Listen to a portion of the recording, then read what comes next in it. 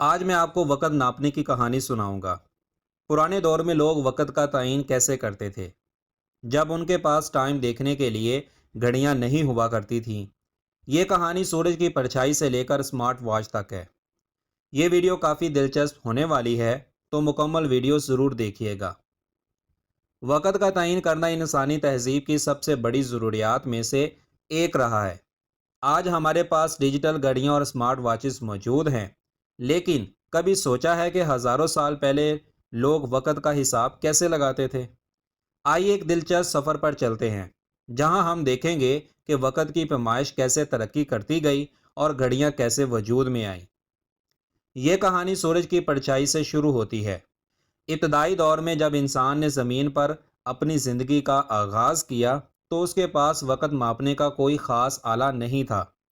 وہ قدرتی عوامل جیسے سورج، چاند اور ستاروں کو دیکھ کر وقت کا اندازہ لگاتا تھا۔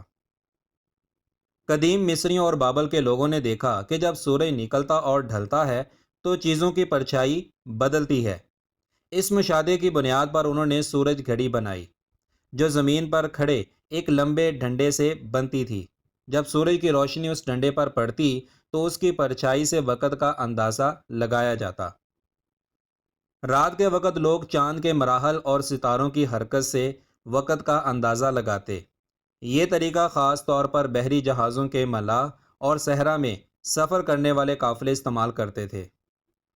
وقت کو ناپنے کے لیے ایک اور طریقہ ریت کی گھڑی تھی، جس میں دو شیشے کے بلب ایک دوسرے سے جڑے ہوتے اور ریت ایک سے دوسرے میں گر کر وقت کا تعین کرتی۔ اسی طرح پانی کی گھڑی بھی استعمال کی گئی، جس میں پانی کے بہاؤ سے وقت معلوم کیا جاتا تھا۔ اب آگے چلتے ہیں۔ چوتھی صدی عیسوی میں چین میں ایک مکینیکل پانی کی گھڑی بنی، جو گیئرز اور لیورز کے ذریعے چلتی تھی۔ لیکن 13ویں صدی میں یورپ میں پہلی بار وزنی مکینیکل گھڑی بنائی گئی، جو عام لوگوں کو وقت بتانے کا ذریعہ بنی۔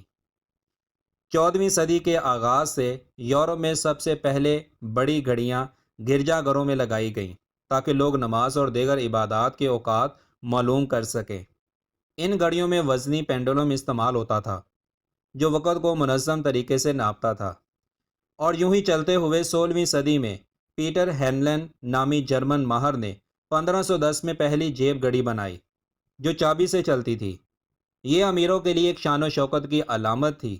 16ویں صدی سے لے کر 19ویں صدی تک وقت اسی طرح گزرتا گیا، اور اس کے دوران لوگوں نے اس کا کاروبار بھی کیا۔ مطلب جس کے پاس گھڑی ہوتی تھی وہ دوسروں کو وقت بتانے کے عوض میں ان سے پیسے لیا کرتا تھا۔ پھر جدید دور 20ویں صدی کا آغاز ہوا۔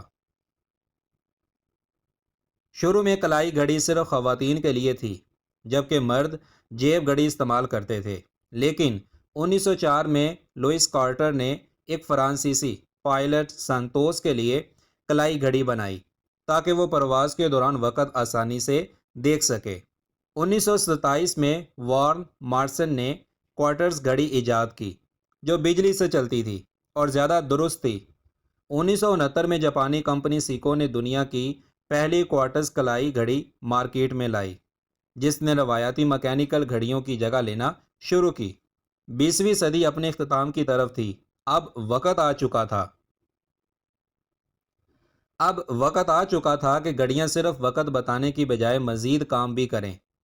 1970 میں پہلی ڈیجیٹل گھڑی بنائی گئی، اور 2015 میں ایپل نے اپنی پہلی اسمارٹ واچ لانچ کی، جو دل کی دھڑکن ماپنے، کالز اور پیغامات بھیجنے اور فٹنس ٹریکنگ جیسے کام بھی کر سکتی تھی۔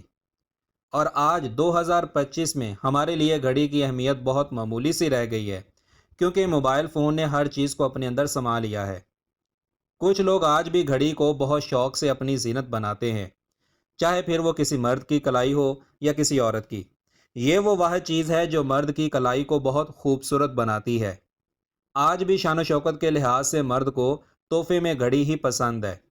کسی انجان کا قول ہے کہ وقت کو ہمیشہ اپنے بازو کے ساتھ باندھ کر رکھیں، تاکہ لمحہ بہ لمحہ وقت کی اہمیت کا اندازہ رہے۔